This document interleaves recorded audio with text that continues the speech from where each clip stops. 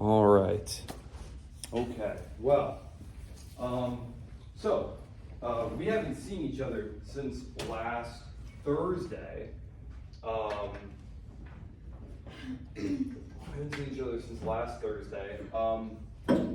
If you'll recall, we have been starting to talk about World War I and the build-up to World War I, which is a rather difficult subject to talk about. As I mentioned, World War II is a lot easier to talk about, because you basically just have to say, well, there was a call for revenge in Germany. There was this guy named Adolf Hitler. He wanted some of his neighbors' territories. It's a very easy story to tell. World War I, not so much so. So I'm going to return to some of the things we talked about on Thursday, just to make sure that we're on the same page, that we understand what's going on, that we recall where we were at, and then we'll actually do the war today. This is not a class on military history, so I'm not going to take you battle by battle through all 4 years of the war. But I will hit the major battles, which are horrifying, just absolutely horrifying battles. This is the war of trench warfare. World War II kills a lot more people, but it does so in a very different way. World War I is not a war of aerial bombardment, right? This is the era when airplanes are just beginning to be used, and you use them mostly for reconnaissance. You'd send your guys up in the airplanes, they would scout positions, and then they would fly back and tell the generals and stuff, okay, here's where their battle lines are, and so you'll want to range your artillery in this way and aim for these positions, etc.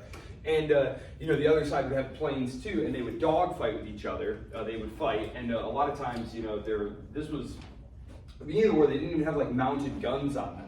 So you'd have these hilarious, you'd have a handgun with you in the plane. You'd be like firing at other planes with a handgun. So they weren't dropping bombs on cities. The terror bombing and the whole destruction of cities, that's a World War II thing. That's one of the 1,000 reasons that World War II is so much more bloody than, in terms of total body count, than World War I. But the reason that World War I is so shocking and so horrifying is because it's so terribly uncivilized and millions of men get killed. You have to appreciate that even during the really bloody battles of the Napoleonic period, 100,000 casualties was, that's a lot. Now we're talking about 60,000 casualties in a morning. The first morning of a battle that went on for months. The British lose 60,000 casualties in the first hours of a single battle, the Battle of the Somme. And it's really just a shocking thing, because you have to think the rulers of these societies, we're still talking about aristocratic societies. In the case of a place like England, the sons of the nobility are your officer class. So you have, flocks of guys leaving like Oxford and Cambridge to go be officers in the British military. And a whole generation of British nobility just gets wiped out, because as officers, they of course led their men from the front, and so were killed first. And it's just it's very horrifying. So we'll get into that. I just wanted to I'll pull up some pictures and stuff. So just so you have in your mind, like, this is not the war of tanks. This is not the war of aerial bombardment of cities. There are tanks toward the end of the war. The British are working on them. The British are kind of the cutting edge of industry and innovation at this point still, except in areas like chemistry where the Germans are the leaders. But they don't really have an idea of what the tanks can do yet. And I'll show you some pictures of what these early tanks look like. Tank was a code name for the project. And the generals, they couldn't really see a use for this thing.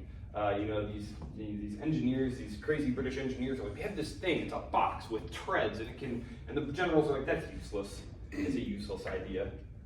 And so it's not until World War II when planners like de Gaulle, for example, he's a colonel in the French army, he'll kind of theorize, and some Germans will theorize strategies of what we call armored warfare.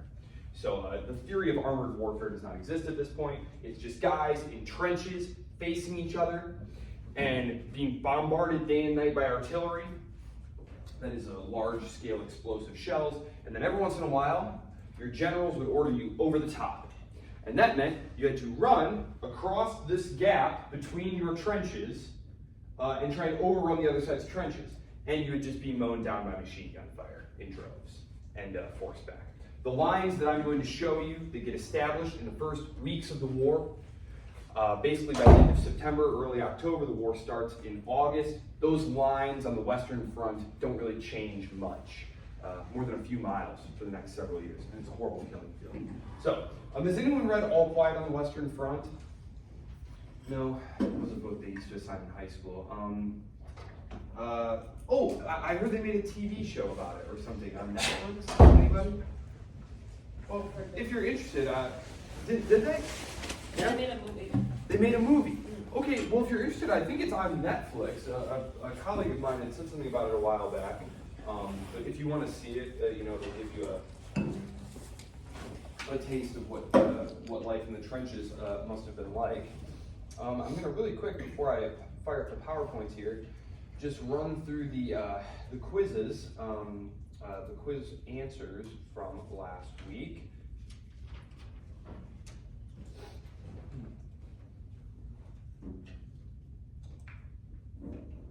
Famed for its multiple revolutions that broke out simultaneously across Europe, this year was known as the Springtime of Peoples. That was 1848. Apart from the national question, that of peoples, the rulers of mid-19th century Europe were struggling to deal with which other disruptive factors? You had the national question, that's what they called nationalism at that time, the nationalities question. High food prices resulting from crop failures, unemployment resulting from economic downturn, the broad effects of industrialization. The answer was D, all of the above. Remember, you have the potato famine, which starved to death many Irish people, prompted that wave of immigration from Ireland to the United States, and it also put upward pressure on other food prices. Because if you think about something like potato and something like wheat, they're what we call substitute goods in economics. And so like apples and bananas might be a substitute good, because you go to the store, you want some fruit, there's apples, there's bananas, and if there's some horrible disease that destroys all the bananas, everyone is going to simply go, well, that's okay, I can just have some apples for my fruit. So the price of apples is going to go up. The same thing is happening here. It's not that there's no food, although in Ireland there was basically no food, because they only had potatoes, really, because they were super poor. It's that the food was very expensive. And this is happening at a time when there was an economic downturn. Remember, lots of people in the 1820s and 30s are starting to move off the farms where you simply lived, basically season to season, growing your food. You might be very poor, but you weren't going to starve to death. You had your food right there. They're moving to the cities, taking jobs as wage laborers, where now you trade your labor for some money, which you then go to use to purchase the food. Well, when the economic downturn happens, this trade cycle this business cycle and trade cycle that we're now very aware of, this was all very new then, happens, the business people say, well guys, you show up to work one day and it's just the shop is closed. Sorry guys, business is slowing down, we're just going to shut the doors for a while. We'll open back up when the economy seems like it's turning around. But there's no like social welfare programs or anything like that. It's just you're unemployed and have no money and can't afford food. So the broad effects of industrialization are combining to produce an economic downturn, and this is combined with the crop failures. Kind of a perfect storm there. True or false, the unification of Germany was an important factor in the eventual outbreak of World War I. This is true because the balance of power in Europe was largely predicated on Germany being divided. This was why the French and the Swedes and the Danes and everyone had worked hard to intervene over the course of the 30 Years' War, as we talked about, to make sure that the end result of that war was not a strong, central, unified Germany. Because as we saw, once Germany was unified, all of a sudden, you had one state that was the biggest, the most populous, the most industrialized, and the most militarized on the continent. It went from, in 1862, being like, ho-hum, just some German principalities and stuff, no big deal. 10 years later, France wakes up from its nap, and it's got this ginormous neighbor next to it that's just crushing it in the Franco-Prussian War. And that was in 1870-71. So this is going to prompt an effort, which we talked about last time, and I'll just kind of review here today when I pull up my map. It's going to cause France to want to have an ally to help them pin Germany in. And this is what causes the French to start looking towards the Russians, to be able to box Germany in. And this is the alliance system is going to play a big part in the outbreak of the war. Yes, and this is a question about that relationship. Despite efforts of German statesmen such as Bismarck to keep France isolated diplomatically, by the late 1880s, Germany was increasingly pressured to choose between which of the two following states with competing interests in the Balkans. Your options were the Ottomans and the British, the Austrians and the Russians, the French and the Austrians, or none of the above. The answer is the Austrians and the Russians. Because the Germans, we'll just call them the Germans, it was really the Prussian aristocratic class, but the Germans, looking at the map after they defeat France, they say, okay, France is always going to hate us. We took back Alsace and Lorraine, these provinces, which the French had actually taken during the 30 Years' War, and there were mixed populations there. That's one of the issues of nationalism, is when you stand far away and you say, well, that's Hungary and it's for the Hungarians, so all the people are Hungarian, but then you zoom in and you go, oh, wait a minute, there's actually all of these other peoples, so they're not all Hungarian. Same thing going on there. They're fighting over this province, Alsace and Lorraine. The French are never going to forgive us for taking that, so it's important to keep the French isolated, because by themselves, we've just stomped all over the French. We'll do it again if we have to. The problem is if France has allies. So Bismarck is working to keep the Austrians on his side, to keep the Russians on his side.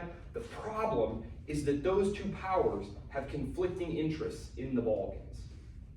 And this is what's going to cause the Germans to eventually have to choose between Austria and the Russians, and they opt for Austria. They do so largely for domestic political reasons, actually, because if you look at it on paper, you say, well, who's more powerful? Well, probably the Russians. Almost certainly the Russians were more powerful. However, as I said just a moment ago, it was the Prussian elite who were making this decision. It's because there were all these different Germans, right? There were Prussians and Bavarians and Saxons, and they're all in Germany, right? But they're being ruled by the Prussian ruling class. The Prussian king was the new Kaiser of Germany. They worked purposely to exclude the Austrian Habsburgs from New Germany. Remember, there had been those advocates of big Germany, and there had been those advocates of little Germany, because you had all these different German-speaking people. You had the people of Switzerland, for example, or you had the people of Austria, who all spoke German. And the big Germans said, well, we should have a Germany that has all the Germans, and all the Germans are the people who speak German. The Prussians said, no, because if it's that big, we're going to have to share power. We can't dominate this new state and rule this new state if we're sharing power with Vienna. So that's why they fight the Austro-Prussian War that we talked about last time in '66. That was to exclude Austria. So they're trying to prop Austria up because they understand that if anything happens to Austria and the Austro-Hungarian Empire disintegrates into a bunch of little national states, which is what's going to happen at the end of World War I, that Austria will be wanting to come into Germany now. It'll just be this little rump German state's going to have to come in. They don't want that. And actually, it's interesting because, of course, just jumping ahead, Hitler, who's seen Sound of Music? Sound of Music, right? They're in Austria, right? And they show them the Germans are like rolling into town, right? At the end of World War I, the Austrians were like, well, I guess we'll just join Germany now. And the Allies were like, nope, can't do it. It's in the treaty. You can never join together. So it's not like this wasn't something that was kind of obvious to everyone that like, probably this will happen. And so that's why the Prussian elite were thinking the way they were in terms of supporting the Austrians over the Russians. So, prior to defeating the Russians in the first years of the 20th century, 1904, 1905, Imperial Japan first defeated this mainland Asian power. This was Imperial China. Imperial China had been the dominant power in that neck of the woods really permanently, going back thousands of years. Imperial Japan, though, when it makes contact with the Western powers, it decides we are not going to be victimized. They're really the only non-European power who is not victimized by the Europeans, because they say we are simply going to engage in a crash course modernization and copy everything the Europeans do, and we're going to create our own empire. And so that's what they do. And the first thing they need to do is beat up China, because the Japanese are looking at the Asian mainland and saying, well, we need colonies. If we're a great power like the Europeans, we need some colonies. Well, colony number one is going to be Korea. It's right next door. If you look at a map, and I'll pull one up when we're on the PowerPoint, Korea is pointing like a dagger right at the heart of Japan. They're right across the sea like that. And so it's very obvious where you want to go first, and that's to the Korean Peninsula. But that had been, for many centuries, part of the Chinese sphere of influence. And so they fight a very brief war and crush Imperial China. So those are all questions you'll see on the next exam, which is going to be next week, because World War I is the last thing that's on this upcoming exam. So I'll just jump into it. Did anyone have any questions about any of the questions from last week's quiz? Any questions? No? Okay. Then we'll just jump right into the lecture here. Some of this is going to be just a tiny bit of review from last week, just because we haven't seen one another in quite some time, and the causes of the war are rather complicated. And World War I is important because, again, World War II made the world that we live in today, the world order that is now in the process of changing. World War I made World War II. And the final decades of the 19th century made World War I. So, if you want to understand why we are where we are today, this is really a good place to start looking. So, towards war. I mentioned this last time. Causes. We have multiple causes. Number one, military alliances that are going to become very rigid blocks, okay, and who are going to need to make complex, interdependent war plans.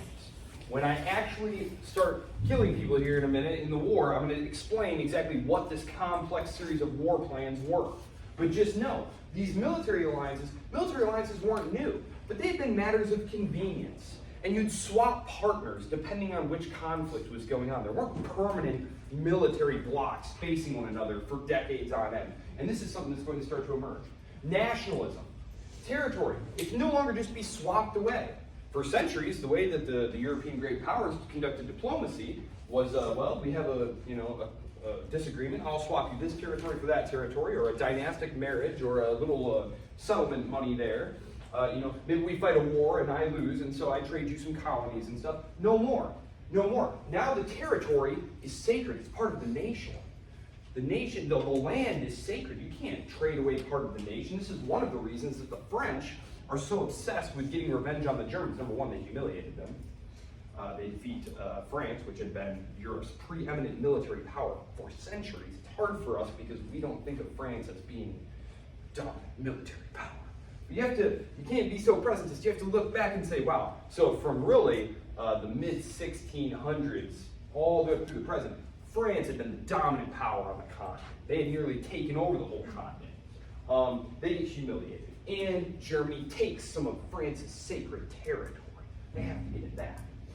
Arms buildups. Warfare is now industrial in scale. When Napoleon would fight his battles, it was typical to only use about several hundred artillery shells, about several hundred. Now we're talking about using thousands and thousands of thousands in a day. So you've got to have your factories cranked up to full volume. If you are not an industrial power, you are not going to be a great power. It's one of the reasons that Russia loses the war to Japan. It's one of the reasons it's getting bullied by Germany, is because the Tsar and his empire were very late to industrialization. And if you're not an industrial power, you're not going to be able to fight a war. I shouldn't say that. You could fight a war, but you are not going to win that war. If you could not produce large volumes of rifles and ammunition and bombs and incendiaries and things like that. Also, innovation. This is really critical because you have a buildup of arms. They're just piling up everywhere. And it's I explained this last time. If you had an army in the year 800, and by dint of some tear in the fabric of space-time, you and your army accidentally wound up in the year 1200, confronting an army of the year 1200, your technologies are the same. Your swords, your shields, your horses, all the same. There's really been no change. All of a sudden, thanks to industrialization and innovation, you have ships that are being commissioned in, let's say, 1901. The guys designed the ship. in 1901. Now they're building it in 1902, 1903, and it's launching here now in 1904. Awesome, very fast turnaround time there, 3 years. Got a new battleship, pretty sweet, except that by the time that battleship launches, the new battleships that are being designed in 1904 to launch in 1908 are technically superior. Their armor is thicker, their engines are more powerful, their guns are more powerful. So you are constantly having to build new and better armaments, constantly. You didn't have states piling up weapons getting ready for the next future war. No, what would happen traditionally is, you would start having a problem with one of your neighbors, and so, there'd be some back and forth, and, war would be declared, and then you'd all start mobilizing your armies, and, you'd start getting some equipment around. It was very slow moving. Now, all of a sudden, though, innovation, you have to be constantly making arms. Because if you don't have the newest and best arms, you're probably going to be at a serious military disadvantage. And there was recent evidence in the past that seemed to suggest this. For example, in 1904, 1905, the modern, new, sweet Japanese battleships decimate the Russian fleets. They defeat 2 Russian fleets without losing a ship. Sink every single Russian ship to a man, kill them all, 2 fleets. Japan loses no ships. And everyone's like, yeah, you really got to stay on the cutting edge. Learn the lesson. Lesson number 2 seemed to be, and this was a lesson that had been learned from the lightning German wars of unification, where Germany had moved quickly and decisively and dictated the terms on which the battles would be fought by using things like railroads to speed troops all over the place and move supplies around, that moving quickly was going to greatly enhance your likelihood of victory. So, you need to constantly be making the newest and best arms. You need to have them in large quantities, because if war breaks out, you need to move lightning fast. And so you need to have pre-arranged battle plans, military plans, with all of your partners. So as you can see, things are getting set up in a way where if anything gets pushed, the whole thing is just going to fall apart. So, territorial claims. Imperialism. Imperialism is blamed by people like Lenin.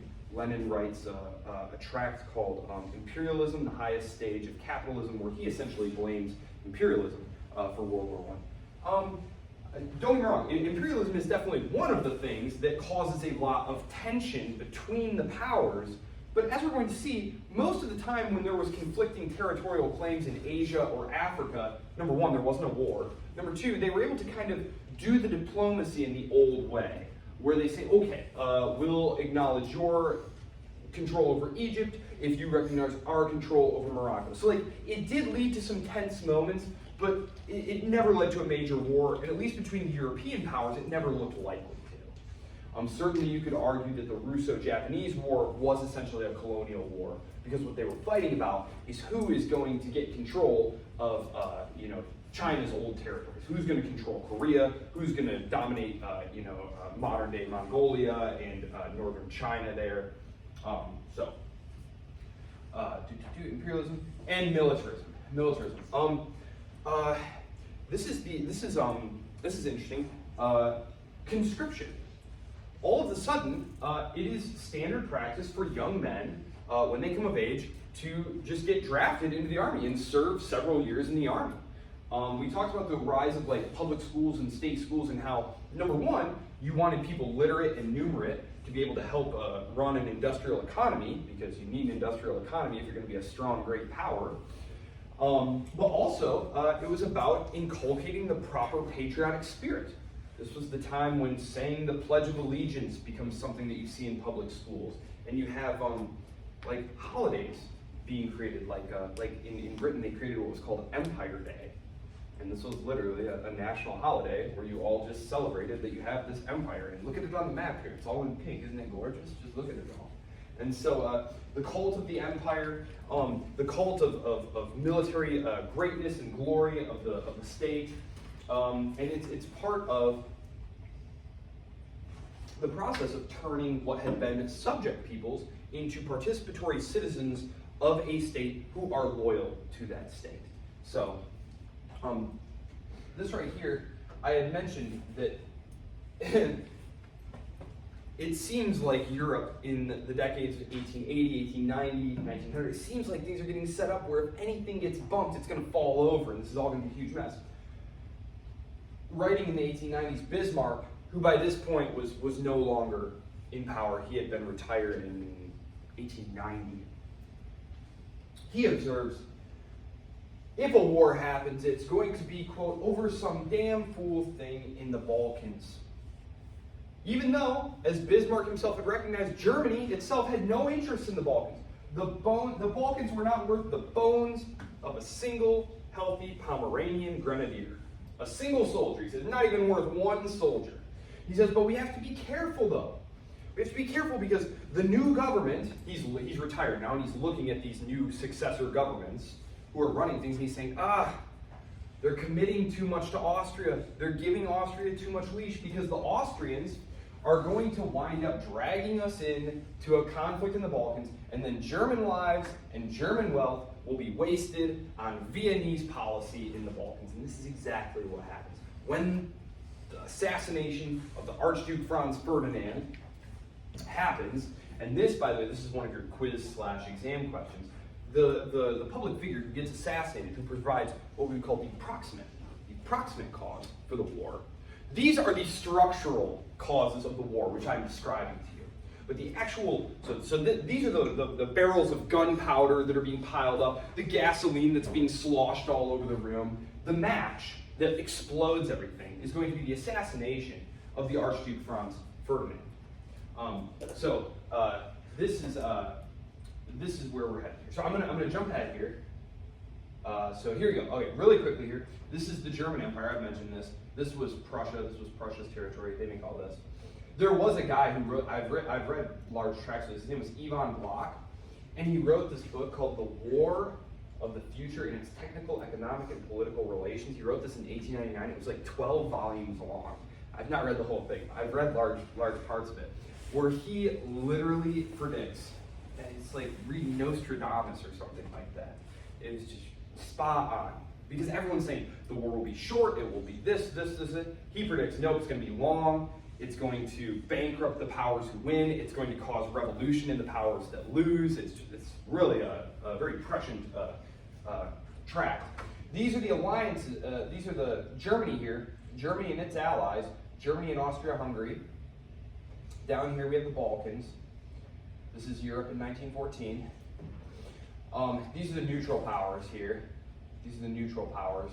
Spain, lucky Spain. I don't really mention Spain very much in this class, and that's because Spain very wisely stays out of both world wars. Very smart.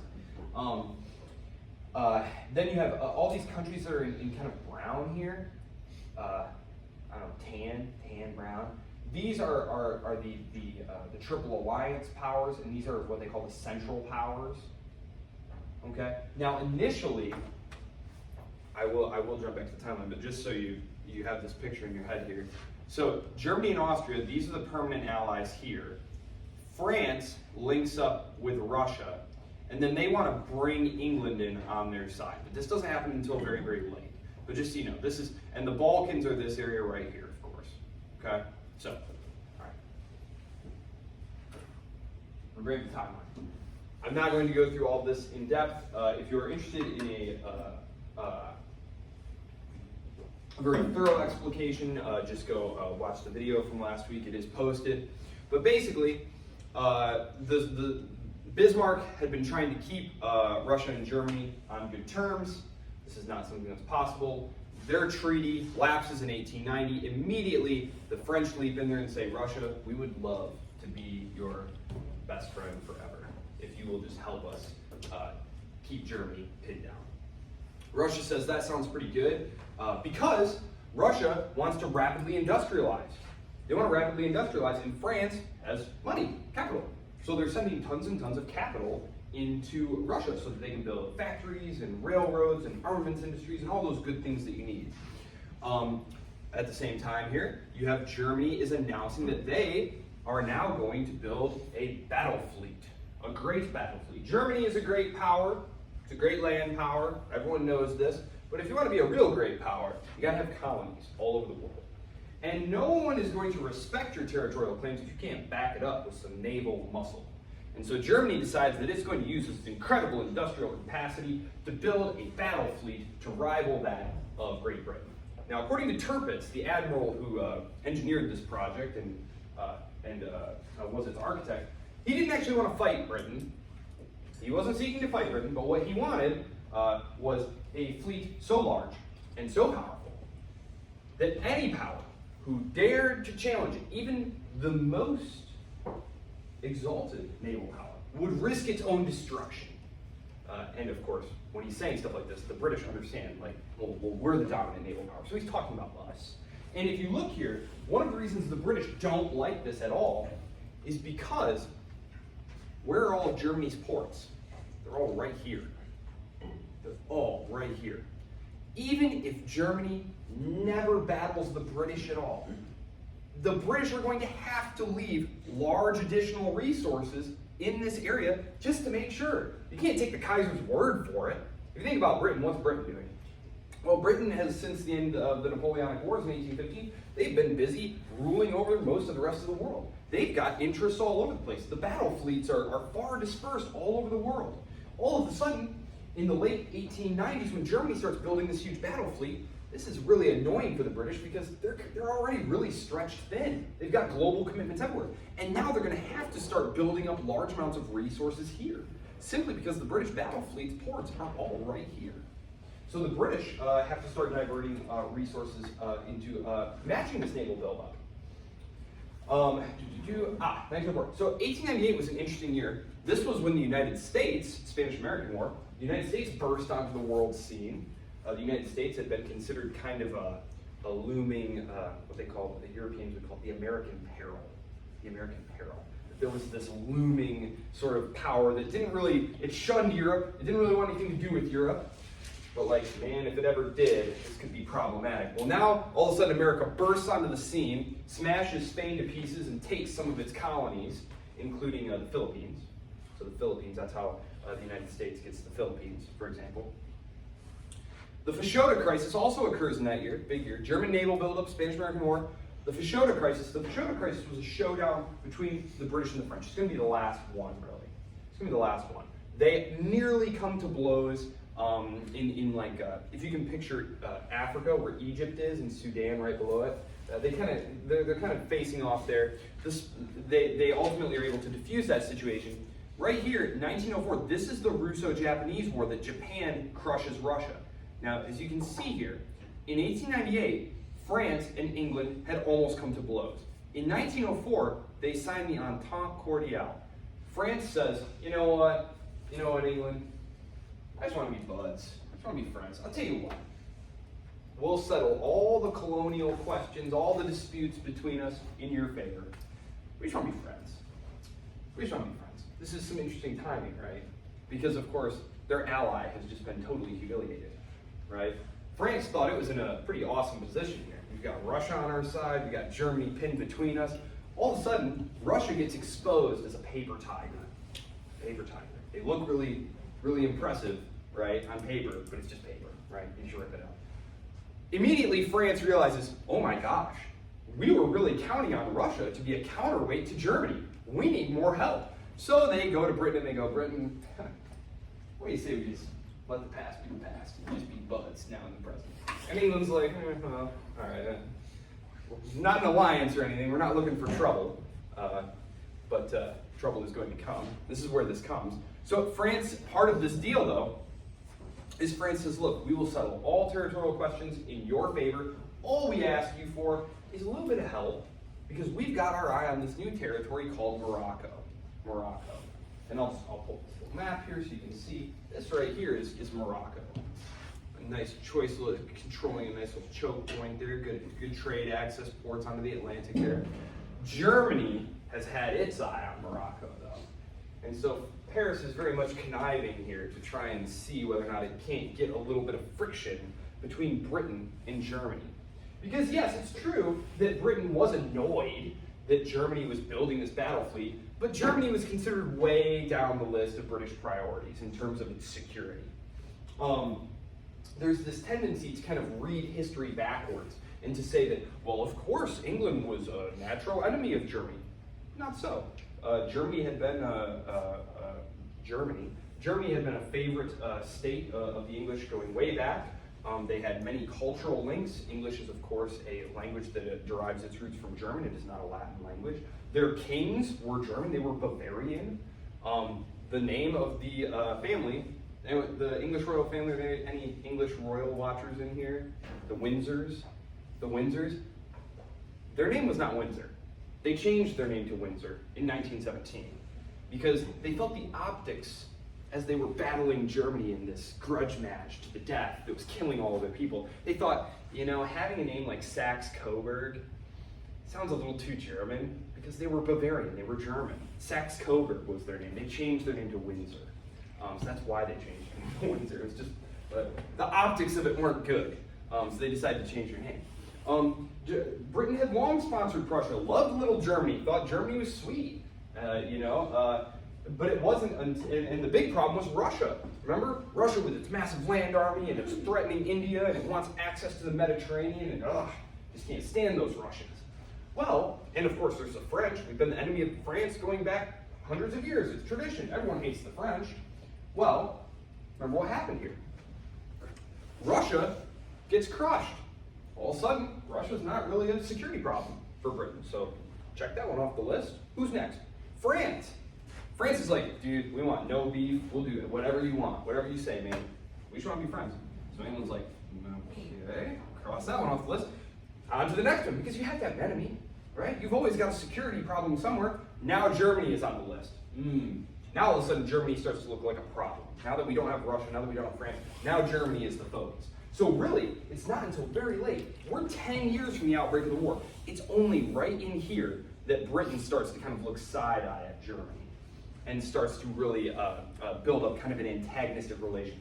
Part of this has geostrategic implications. As I said, the North Sea right there, the German battle fleet would be located right there. But there's also the fact that Germany is undercutting Britain's economic position in the world.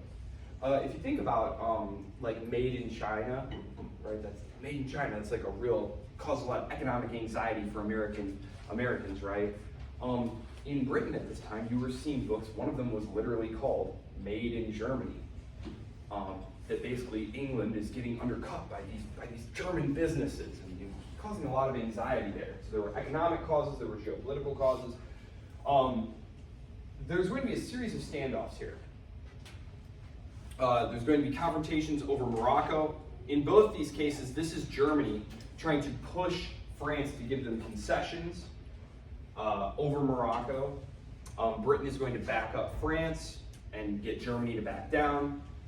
This is going to really sour relations between the two of them. Up until the very last minute, the Kaiser, the German king, is hopeful that Britain will stay out of the war.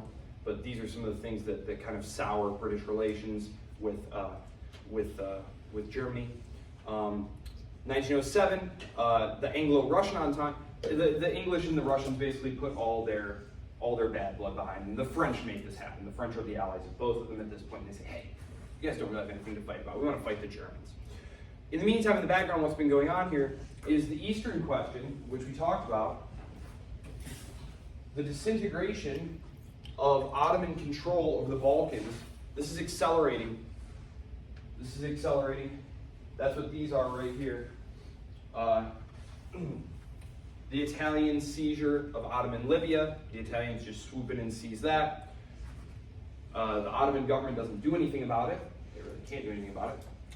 And this is a signal to the all the little Balkan people, like the Serbs and the Romanians and the Bulgarians, that, oh wow, look at that. Italy just walked right in and took Libya. Look how weak the Ottomans are. Let's all go into revolt. And so that's what the First Balkan War was. The First Balkan War was all of the Christian Slavic people, Orthodox people, driving the Turks out. They drive them basically out of Europe. And they do this themselves. The great powers are not involved. Britain is very alarmed at this point because they can kind of see that, oh boy, the Eastern problem, what's going to happen here. But it happens very quickly. It happens 1911, 1912, 1913. The Second Balkan War is all the Balkan states fighting with each other over the territory that they just got, because what had kept them together was that they all hated the Ottomans. But once the Ottomans were gone, they set about fighting each other, and that's something that's going to happen. For example, at the end of World War I.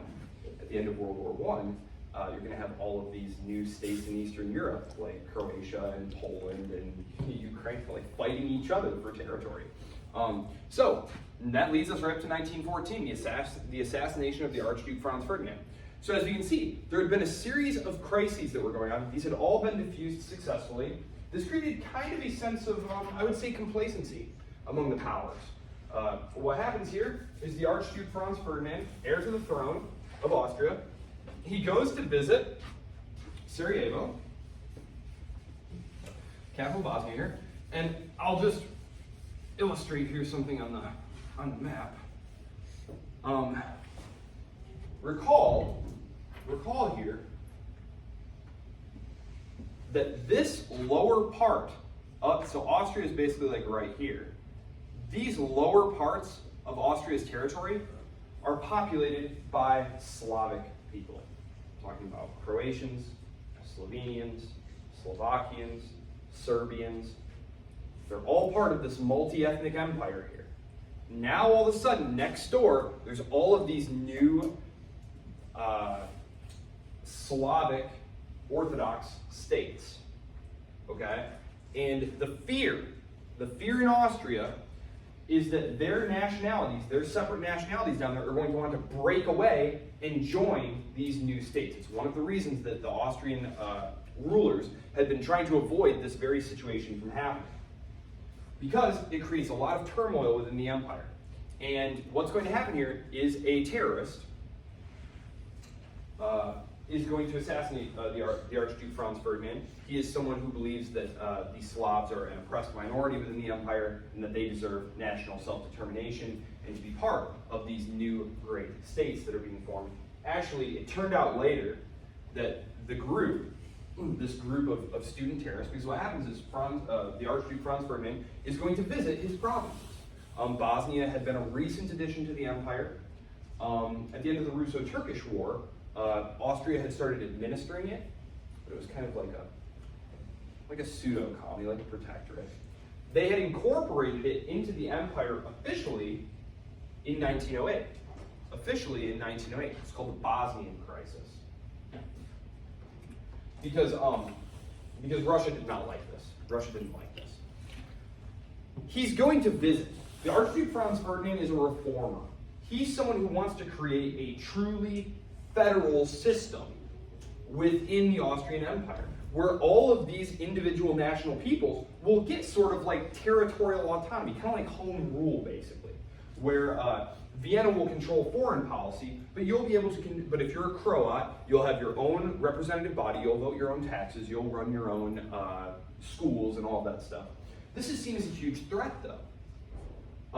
Oddly enough, because if you're someone who wants your people to have their own actual state, some concessions like this is really going to diffuse those demands, the attraction of those demands, because of course you're going to need to revolt and have a war for independence, and those can be messy.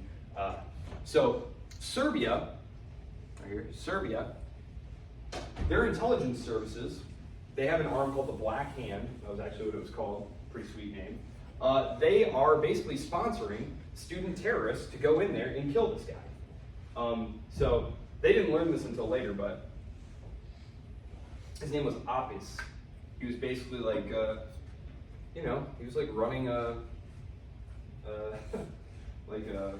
hit squad, basically. Like they recruit these young guys, and they give them arms and money and teach them how to make bombs, and then they like help they create fake passports for them and smuggle them into Austria. And that's what happens. So the Archduke is visiting these territories, like, hey, a visit from like the royals, that's like a big thing. So he's trying to like, show himself to the public, or, ingratiate himself to the public. Someone jumps out of the crowd, throws a bomb at the car. Driver sees it, accelerates just in time, bomb explodes behind them. A couple of people are hurt. Archduke and his wife are fine. That was close. The police tackle the guy. Oh, phew, that was close. Golly.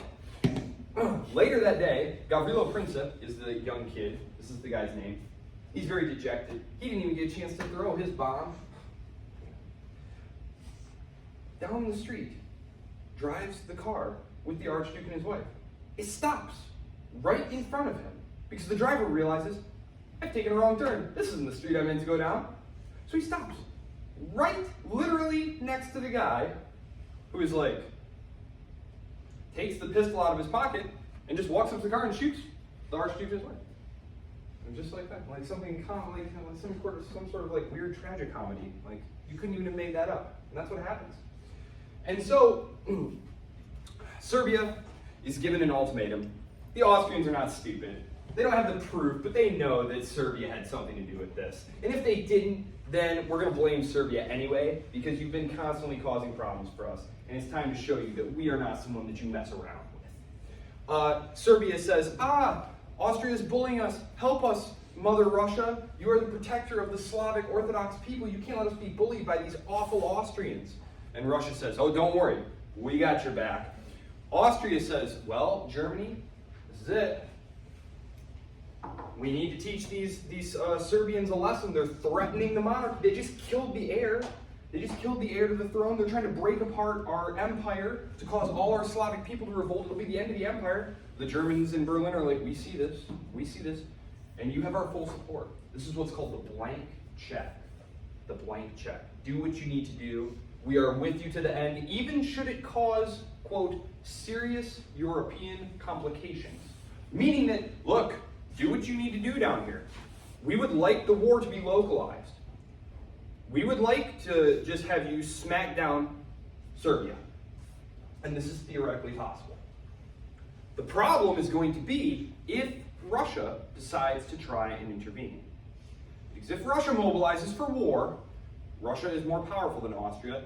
Germany will have to help Austria. The Russians and the French have a standing treaty, though, that if one of them is attacked, the other will come to their aid.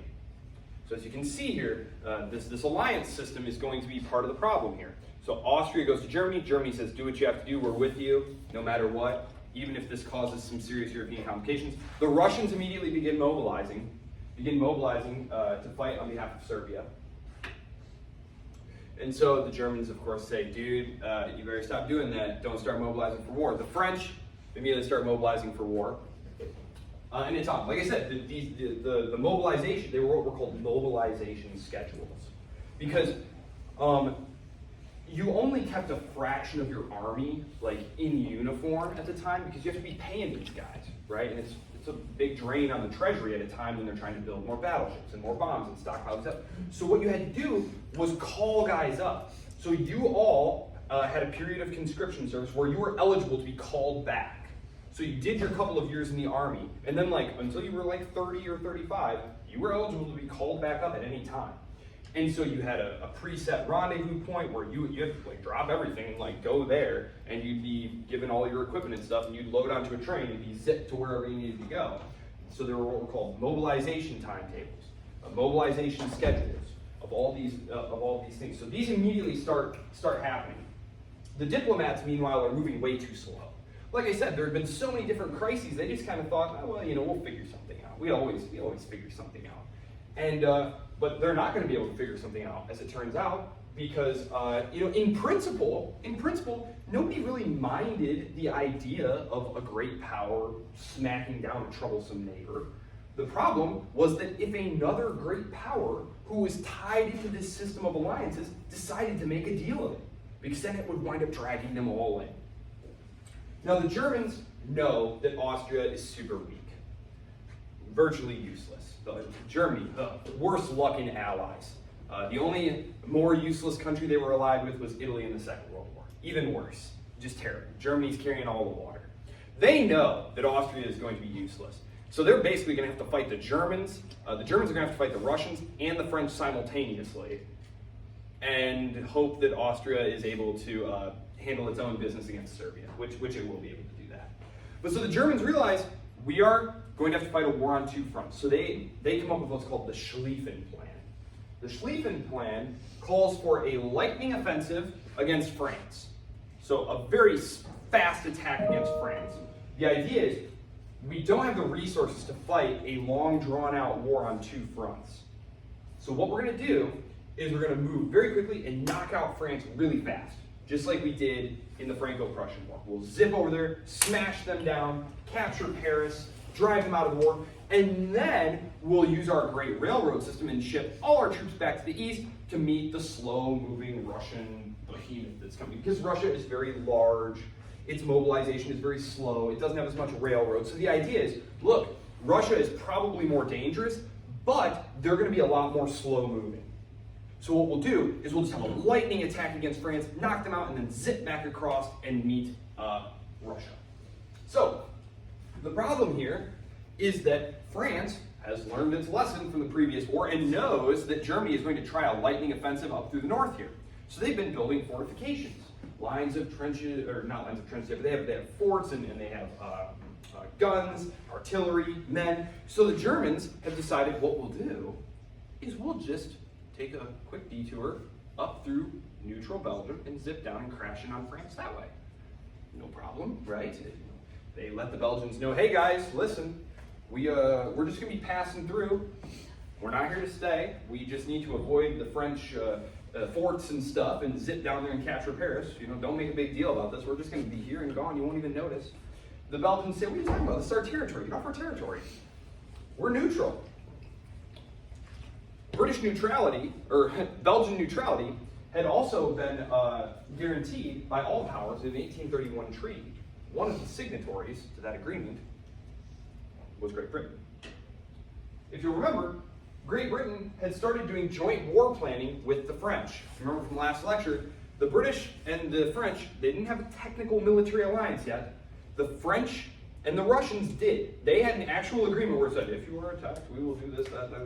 No, the British are on good terms with both of them now, and there is an expectation among the French and the Russians that if something happens and Germany is the problem, that Britain will come help them.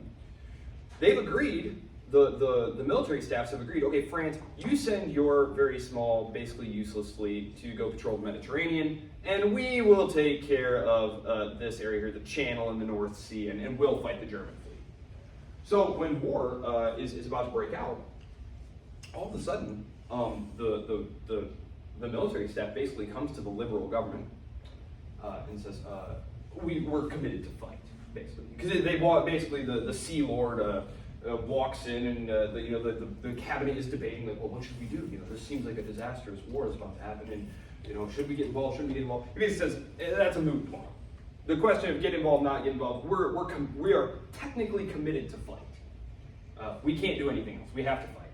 And this is shocking. One of the members of the cabinet actually resigns in protest over this, saying, like, we never agreed to do this. You know, we're on good terms, but this is a disastrous war that's about to break out.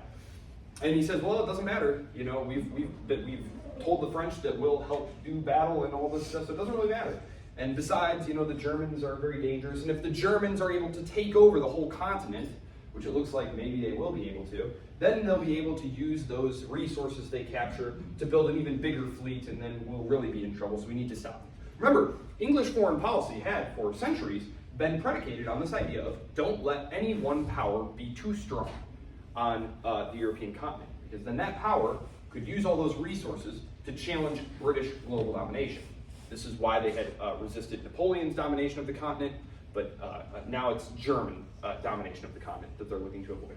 So Germany goes through Belgium. This is exactly the pretext that London is hoping for. They say, you violated Belgian neutrality, and we're sworn to uphold Belgian neutrality, and so they enter the war as well, and now the map looks like this. Now Britain is in the war, France is in the war, and really it's England getting involved in the war that makes it last as long as it does, because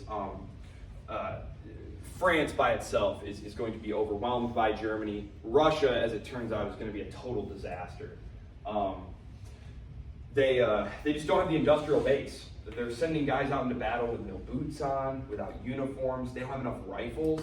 Very infamously, they would send recruits out, and if you and I are, going into battle, they'd give us a rifle, and I got the rifle, and they'd say, okay, now you run behind him, and after he gets shot and killed, which I'm going to, You just grab the rifle in his cartridge belt, and now you have the rifle. And then we'll send a guy without a rifle to follow you. Like, this is not a way to run a successful military campaign, obviously. But the Russians are going to be a total disaster. The war breaks out. Germany's plan, the Schlieffen Plan. They swing down through Belgium. The Belgians put up a fight, which might have forestalled German victory, actually, because it took, I think, like 12 hours for them to blow up the forts there. They sweep down, and Paris is within sight. They can see the Eiffel Tower in the distance. They're approaching this river called the Marne. And the French are scrambling, because their generals had been planning for an offensive. We're going to retake Alsace and Lorraine. We're going to retake our provinces. The Germans are like, yeah, you do that. You let us know how that goes. They're sweeping in behind them here. So they're scrambling to reroute their troops to protect Paris. They actually get like a bunch of taxis, like literal, like tons of, like hundreds of taxis are like shipping dudes to the Marne, and they are able to hold the Germans off. They're able to hold the Germans off. It's called the Battle of the Marne, the Miracle on the Marne. It's in early September. The war breaks out in August. That's why the famous book is called Guns of August. So there's the July crisis. The assassination of the Archduke happens in late June, June 28th. Then there's that period over July where everyone's like, well, you know, we're mobilizing for war, but we really don't want war. And then August comes and it's like, oh shoot, we're in a war, darn. And so the Germans crash through there. They're stopped right in early September on the Marne, and they're driven back a little bit, and the trenches are going to be dug. The trenches are going to be dug, and there's going to be no movement. No line will ever move more than I think it's 6 miles in either direction, even though they're going to expend millions of lives. Millions of men are going to be killed and maimed, rushing back and forth across what they call no man's land.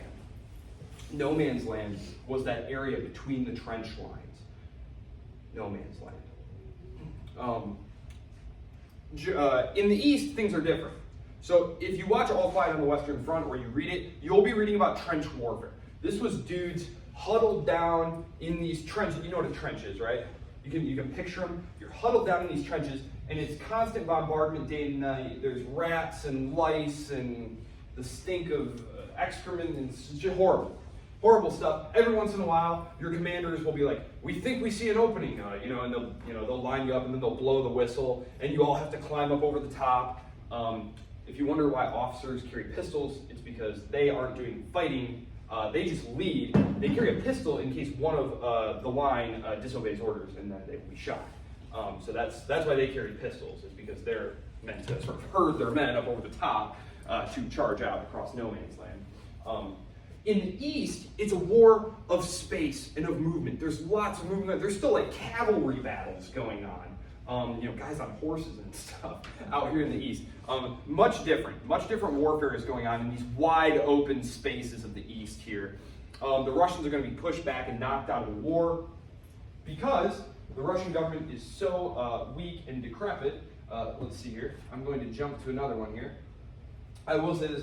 This is a very famous one. Looking back on why the First World War broke out, the Emperor Franz Josef, father of the Archduke Franz Ferdinand, was assassinated. They say, why did this disaster happen? He says, if only we knew. As I said, it's not entirely clear why all of these interrelated royal families, why couldn't they settle this? It's just the at the end of the war, they're going to blame everything on Germany. The powers that win say, whose fault was this? It was all Germany's fault. And so they have what's called the war guilt clause. They say, Germany, it was all your fault, and you're going to pay for all the damages, all the war, everything. But really, it should be clear from everything I've just described, the reason the war happened was a series of different interrelated forces that were creating a structure of interaction that was highly unstable, where if any one thing or another happened, it could draw the powers into a conflict, whether over a territory in Europe, nationality problems, the nationality problem in the Balkans that was really destabilizing the Austro-Hungarian Empire, where Russia had ties, Germany was concerned about that, geopolitical concerns, economic concerns. I have another one here actually that I'm going to show you here, sorry. There we go. Just sent myself today, so it should be right up there. There it is. All right.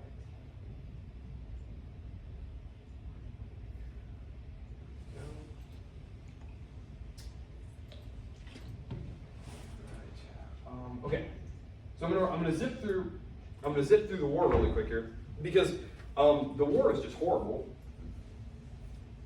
Lasted for 4 years.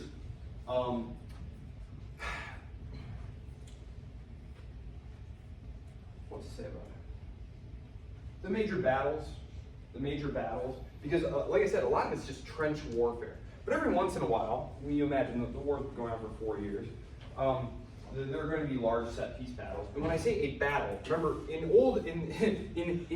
pre-World War I days, a battle would be like a thing. A long battle was like a couple of days. Now we're talking about battles that last for months. So the Germans had this idea. What we're going to do is we're going to bleed the French out. The war's been going on for a year now. Our plan to knock them out quickly didn't work. What we'll do is we will lure the French into a nasty position here, and then just bleed them out. We will kill so many French that they're forced to surrender. And this is Verdun. There's essentially this fort overlooking the approaches to Paris. So the Germans spend months getting all this artillery perfectly in place, and then they move up, knowing that the French will come to defend this fort. They have to, because it guards the approaches to Paris.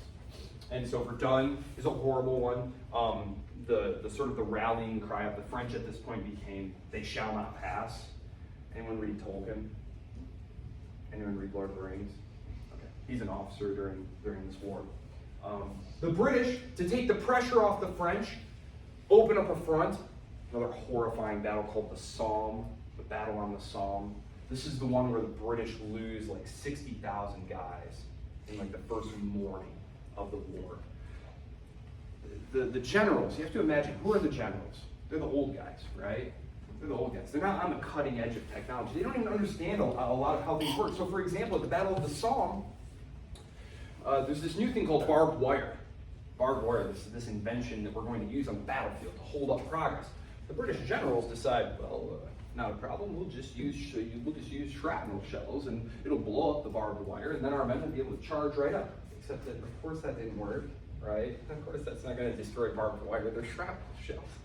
So they bombard the German lines, and then they send the British out over the top. But the barbed wire is still there, and so they're all stuck, entangled, and the Germans are just mowing them down in waves with machine gun fire. It's just horrifying.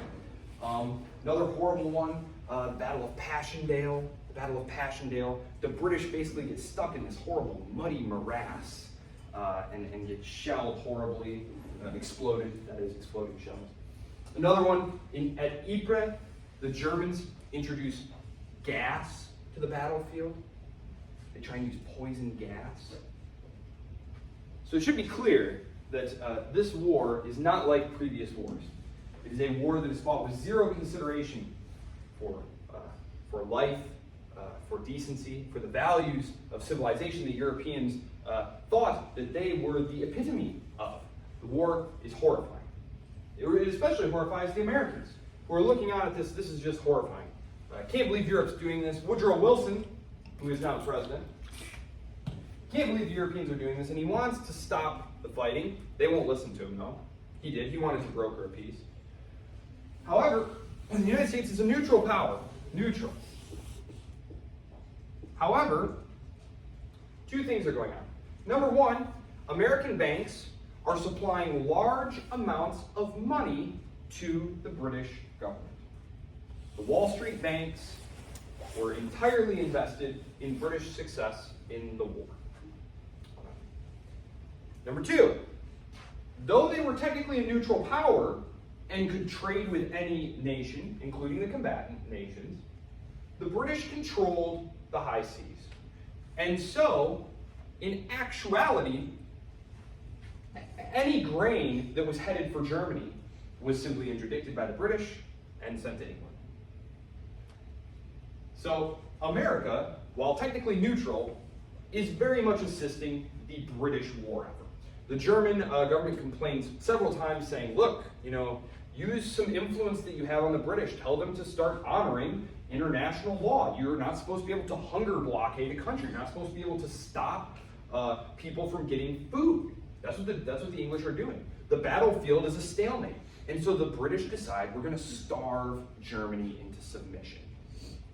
And so the Germans say, okay, we're going to starve you into submission. And this is where the U-boats come out, the submarines, submarine warfare. So they're trying to starve each other out. They can't kill one another on the battlefield. So they're going to try and starve each other out. So attacks on neutral shipping. Attacks on neutral shipping, and most of the neutral shipping is American. Neutral rights being constantly violated. Now, there is one difference though, because when the British violate neutral rights, they're doing so with surface ships. That means spy a ship in the distance, sail on over, raise up the colors, say we're going to board you and inspect your cargo, see where it's going. Okay, you've got stuff that's headed for Germany. You're going to just follow us here back to port here in England, and we're going to take your stuff. Okay, see you. Go on your way. It's annoying, but it's not the same as the German U-boat coming up from the depths, seeing a ship coming in close, and torpedoing it, right? Because the Germans just don't have the capacity to like interdict ships, take them back to port and stuff, because the German ports are all blockaded by the British. All the Germans can do is sink ships. And in a battle for survival, they are sinking ships. And they tell the Americans, like, look, we don't want to be attacking and sinking your ships, but there are ships that are leaving U.S. ports full of guns and ammunition and food for England. We're fighting England. England is trying to starve and kill us. We don't want to blow up your ships, but, you know, what do you want us to do here? For example, the Lusitania. You might have heard of this one. Very famous. It was the largest ship of the Cunard Line, the British Cunard Line. It was leaving New York port in the mid-Atlantic. It's attacked by a British submarine, explodes. It's a huge explosion because there were arms on the ship. There were arms on the ship. And mixing bullets with babies. That's what the Germans complained about. So the British are mixing bullets with babies, making us out to be the bad guys. We're just trying to defend ourselves, you know. And the Americans are essentially issue a very stern warning to the Germans. They say, listen, enough of this. Our ships are off limits. We don't care what's on the ships. American neutral rights are going to be respected, and we'll make sure they're respected. And so the Germans realize, well, this is not good, because we have to attack these ships. We're in a war of survival here. We're not going to be able to resist attacking these ships. We have to do it. So we need a plan. Fortunately, one of the brainiacs in the State Department there has an idea. He says, I've got an idea. Why don't we reach out to the Mexicans and the Japanese and offer them an alliance if they will join the war on our side and fight America? And that will keep America distracted while we finish off the English. And so they tell the Mexicans, they send what's called the Zimmerman cable. Telegraph, right? Right? Okay, so they send the telegraph. Unfortunately, the British intercept this, so they have it. But they can't give it to Washington. They're in a huge conundrum. Because if they give it to the Americans are going to be skeptical that the British are just trying to draw them into the war. And so they need the Americans to essentially find it for themselves, which eventually they do. And this cable tells the Mexican government, like, let's make war on America together. You can get back Texas and California and Arizona and all your old territories. It'll be great. And we'll get Japan involved. Japan can have Hawaii and the Philippines. And so the American government gets hold of this cable. I won't go into the ins and outs of how this happens, but they do get a hold of it, and the public's in an uproar. And it's very funny because today in this age of like misinformation and denial, you know, you can imagine Washington says, "Did you write this?" And they're like, "No, this is all British lies and, you know, misinformation." No, they asked the British Foreign Minister, "Did you write this?" And he's like, "Yeah, I did. Sorry." And so the American public is outraged. And really, it's the Zimmerman telegram that all of a sudden makes the Americans feel like, oh my gosh, we thought we were like not involved in this conflict at all. They're trying to stir up the Mexicans and the Japanese against us. Which, by the way, I know we won't fight Japan for like 30 more years. Already, by like 1902, 1904, 1905, people like Teddy Roosevelt were like, we should maybe just fight Japan now. Japan looks very troublesome. We should maybe fight now. So there was a real paranoia about rising Japanese power. That's why the United States winds up gobbling up Hawaii in the 1890s. It wasn't they were afraid of the Germans or the Brits, they were afraid of the Japanese, that the Japanese were going to move in and take it. So just a random policy note there. So the Americans come into the war now. Germany has threatened us. That's totally unacceptable. We are no longer neutral. We're on the British side. And so now the stalemate is going to be broken. America comes in, pours all of its money and resources into the conflict. Germany is bankrupt and starving and broke. There's zero chance they're going to be able to resist this now. They do throw like one last offensive forward and nearly break through. And I've read that they were really demoralized because when they overran these trenches where the French and Americans and stuff were, they found piles and piles of tins of like canned meats and all these fresh provisions, and they were like, oh man, because like they're eating like moldy bread and starving to death, and like it's just clear that now that the Americans are here, there's just an inexhaustible supply of material and men, and it's all going to be over. And there's a revolution back in the German capital. The Kaiser is overthrown because Woodrow Wilson says we're not going to negotiate with a king. We're not going to negotiate with a Kaiser. He doesn't have the legitimacy of his people. He's not really a democratic representative of the people. And so the German people, reckoning, well, maybe we'll get a better deal from the Americans if we chuck this guy out. They do so. And they surrender on the basis of what Woodrow Wilson had drawn up, which was his 14 points. Woodrow Wilson's 14 points. Now, I'm just going to pause here for a moment. I see that I only have 5 minutes left. So what I'm going to do is I'm going to keep talking about this stuff for the next 5 minutes. When we meet on Tuesday, for the first half of the lecture, I will finish talking about World War I and its territorial settlements, because they're going to create Poland, for example. Poland had gone out of existence back in the 1790s when the Prussians and the Russians and the Austrians gobbled it up. They're going to recreate Poland. They're going to create Croatia and Slovenia, all these cool little things, and they're going to punish Germany terribly and all these different things.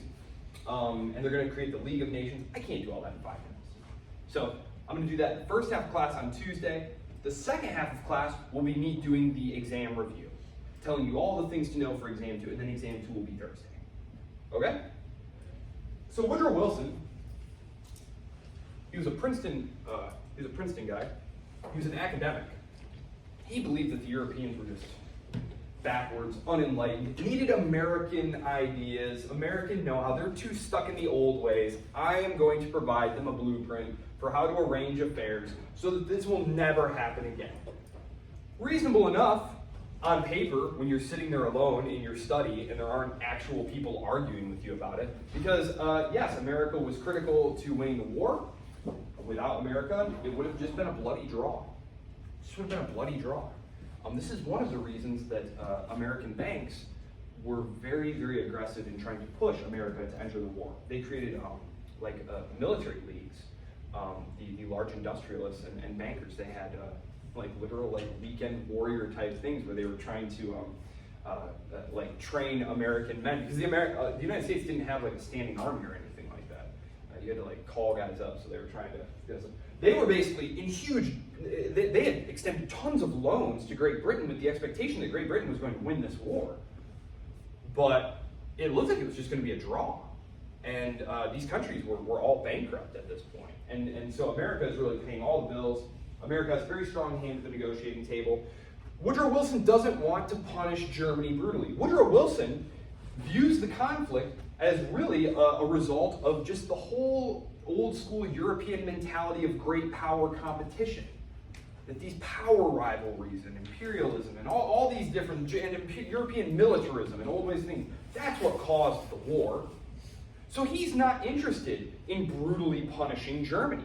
He offers Germany a peace without victory. We're not going to treat you like some horrible defeated power. We're going to just, the war is over, you surrendered, we're going to have a reasonable peace deal.